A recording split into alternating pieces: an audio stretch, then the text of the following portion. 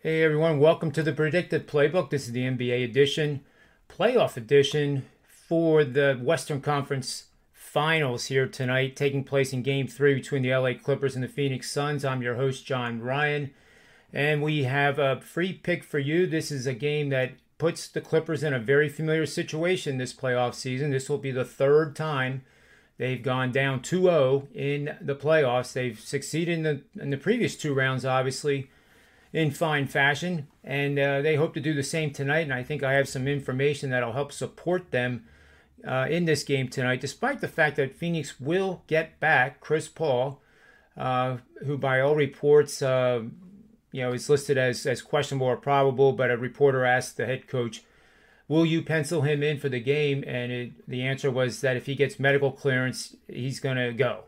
So I think you have to assume, and the market is assuming, that Chris Paul will play tonight. Kawhi Leonard is a big mystery, though, as it's starting to come out now with a big range of medical status and diagnosis. So one of them is that he could possibly play later in the series, and the other one is that he won't, but he'll play in the finals if they make it. And then there's new ones coming up where he won't even be available to start the season. So nobody really knows how bad this ACL injury is. It was supposedly a tweak that occurred in the Utah series, and that, with a bit of rest, he would be good to go. But now it sounds like more and more that he's out. But Paul George has definitely stepped up the first two games here. He's averaging 30 points in the series. Booker had a great game in game one, and then the defense adjustments by the Clippers held him in check. But then his counterpart in the backcourt scored 29 points to offset his lack of production. So it's a tug of war here, and we had polar opposite results in the first two games. The first game was won 120 to 114, and a relatively high scoring affair, and 79 3-pointers were attempted in that game by both teams. You may think that sounds like a lot, but 97 is the highest amount of three-point shots attempted by two teams in the last three playoff seasons. That was the Nets and Toronto last year. That's not surprising at all. And there's about 18 games that have had more than 79 three-point attempts by both teams spanning the last 3 years.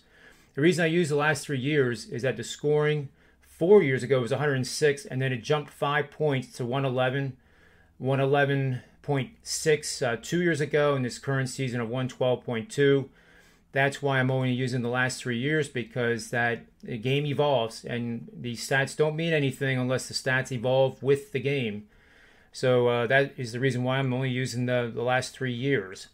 So in this game, we do have a pretty powerful betting system here that I will be pulling up, and it is right here. So we're going to bet on home playoff teams that are down 2-0 in the conference finals. That's all there is to it.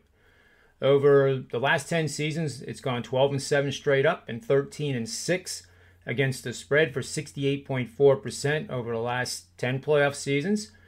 But if our home favorite is favored by at least 4.5 points in any round over the last 10 NBA playoff seasons, so the home favorite 4.5 or more points has lost the first two games on the road in an NBA playoff round, including the finals, the record improves to 25-6 straight up and 22-8 against the number for 73%. This all points to taking the Clippers tonight minus the points in Game 3 over the Suns. I have no opinion on the total.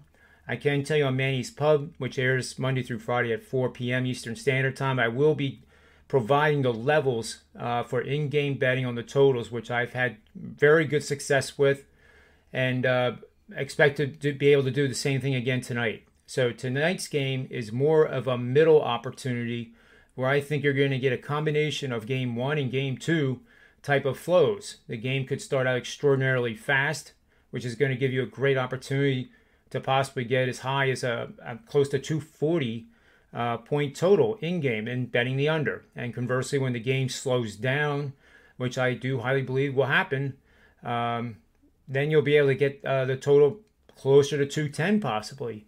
But I'll have all the details ready for you. I have to run the numbers because I use the implied volatility calculation that is used for options in the stock market.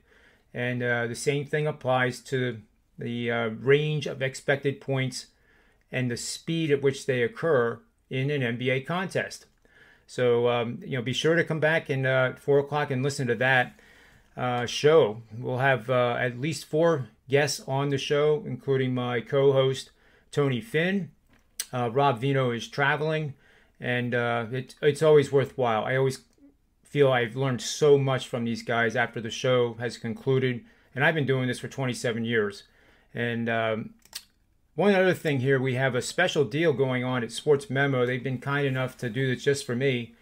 You can get every single play I release. That's NBA, NHL, Major League Baseball, PGA, UFC, anything that I ever release through July 31st for just $99. That's $99. I mean, it's normally $288, and that doesn't even include the 1 week cost of $89 just to get 7 days.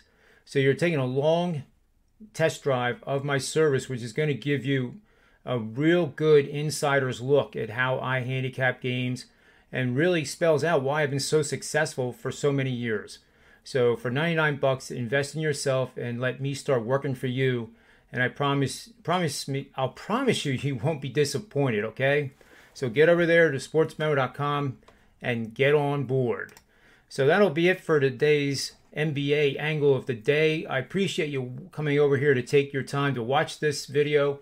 And as always, be sure to ring the bell and subscribe to the channel on YouTube.